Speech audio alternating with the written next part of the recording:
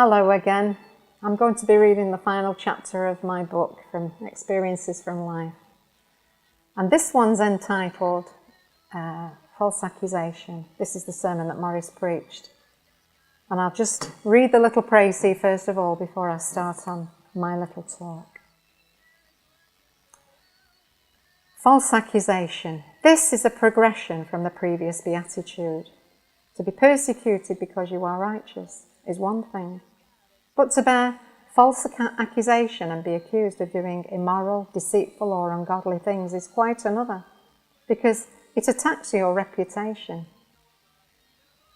It slanders both you and God, and there's a tremendous temptation to defend yourself. This is persecution for Jesus' sake, but it's our reputation that suffers. If we attempted to defend our reputation and repudiate the false charges that come against us, it proves one thing, that we haven't yet given God our reputation. Once we have given God our reputation, it no longer matters what people think of us. That's in God's hands. It's up to Him whether He defends us or not. And Scripture shows us that sometimes He does defend, and sometimes He doesn't. Hebrews 11, the faith chapter, lists all the people who had great vindications and deliverances from God. Daniel in the lion's den, and so on. But it also lists the people who were tortured, not accepting deliverance, that they might obtain a better resurrection. This is faith indeed. And if they could do it, so can we. For we have the same resources, the life of Christ within us. I hope you've enjoyed this book. I'm on the final chapter now, and this one I've entitled God Sees All, because I believe He does. At the age of 30 years, God told me to do a 7-day water fast. I've already talked about it in previous chapters. I hired a holiday home in Matlock to do the fast away from temptation, and the week after I returned home, God spoke to me and told me to stop all activities I was doing in the church. I recognised God's voice, although it seemed a very unusual instruction. But to emphasise it, He allowed me to get a frozen shoulder, which physically put me out of action for about 2 months. I struggled with all my might to play the organ for the final service of the year on December the 31st. But during the interval when we were having our refreshments, I asked the music student who had been replacing me for the midweek meetings to take over for the watch night service to herald in the new year. And that was the last time I played in my church as the organist. Well, people didn't understand that I was obeying God. They assumed I was backsliding. Those who looked on presumed that I'd been removed from the platform because I was under church discipline for some misdemeanour, and they treated me accordingly. The pressure from attack became so strong that I finally threw the towel in and I prayed, Lord, if I really do have a ministry, then you personally will have to bring it about, because I'm just not strong enough to hold on anymore. I left the church and the people who were supporting me in their home. I got a job and a flat and tried to begin my life again. After making one decision to throw the towel in, I felt that I'd lost everything. Family, friends, church. And I entered into one of the darkest periods that I'd ever experienced in my life. I was depressed. I didn't know what I was anymore, but I couldn't stand to be called a Christian for fear of being associated with those who damaged me so wantonly. I remember thinking about a vision that God had given me just before I'd gone on my 7-day water fast in Matlock. I'd seen a woman inside a little dark hut, which just had one small window. She sat in the gloom, huddled up in a dark hooded cloak, which not only covered her body, but also her face. She was afraid to be seen because she was ugly. She'd once been very beautiful, but now she was covered with boils from head to toe and was afraid to be seen. From a little crack in the window, she looked outside the hut and she saw in the golden sunshine a peacock with its tail fanned out behind. It strutted around, displaying all its colourful eyes, and she admired the bird for its wonderful beauty. But God spoke to her in the silence of the dark hut and told her not to admire that bird, for it was a very proud bird, a very proud and haughty bird. And even though it had so many eyes in its tail, not one of them could see. It was as blind as a bat. As far as senses was concerned, this creature had a bird's brain and couldn't think or feel. It just acted on instinct. But not so with the woman, for God was trying her as he had tried Job. And when he tried her, she too would come forth as pure gold and would have understanding and compassion that the bird would never be capable of having, because she herself had experienced deep trials. When I'd seen the vision, I knew that God was forewarning me of something terrible that I would have to pass through, but I never envisaged it could be so bad. It was rumoured by some that I'd been excommunicated from the church, and others even spread rumours that I'd left to have an abortion.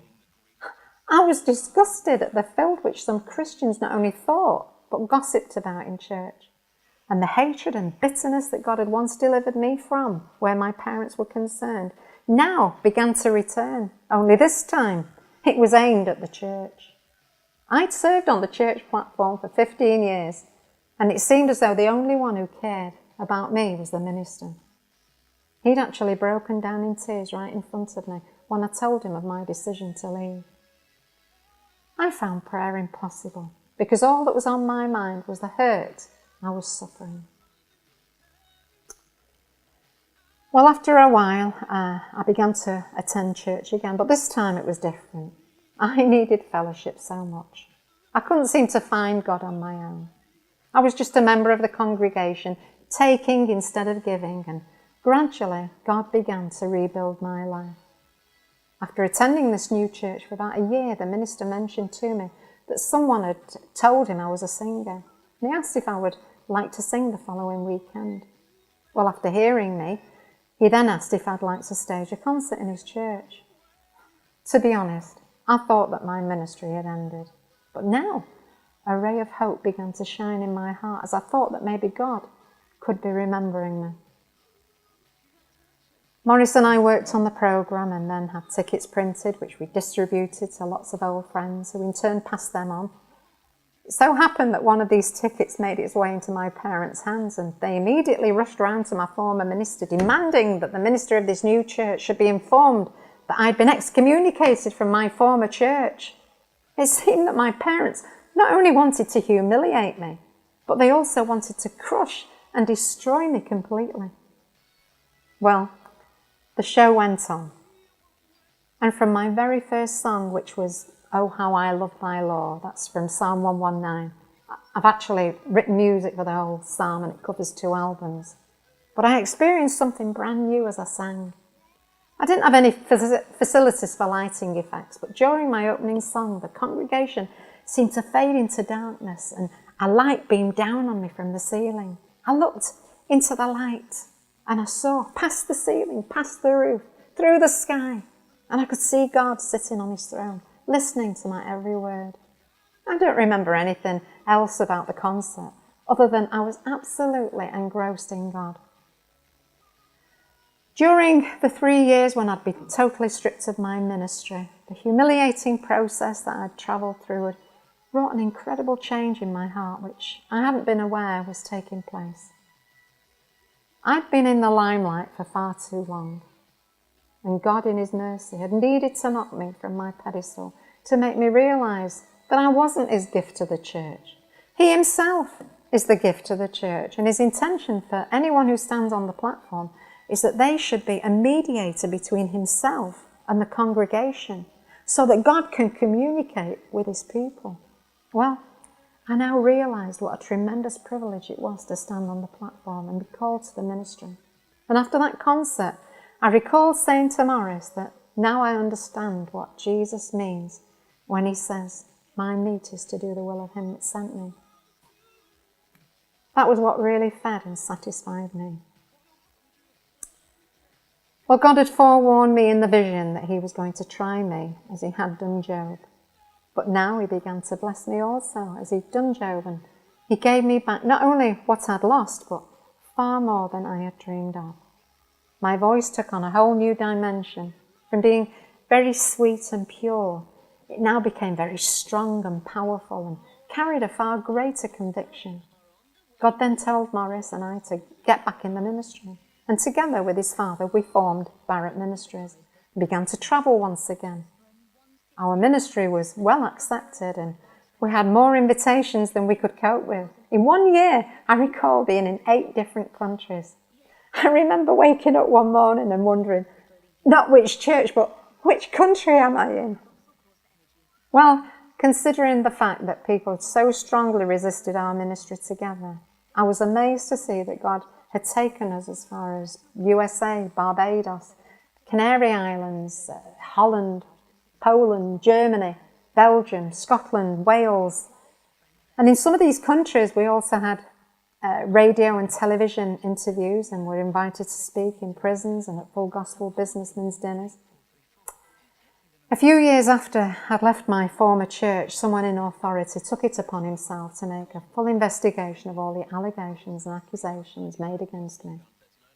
Well, after a few weeks of research, he brought a written statement in which he said that not only had he found the rumours to be malicious gossip, but also downright lies. I felt quite let down when he didn't take his findings to the congregation, but then this was yet another trial I had to pass through. I know one thing though.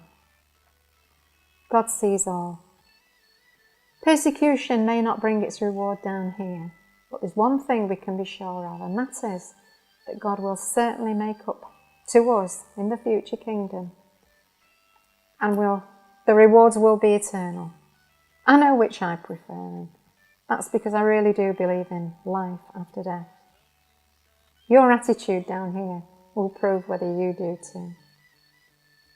Don't forget, God sees all. Don't worry about what happens to you, because God sees all. God bless you.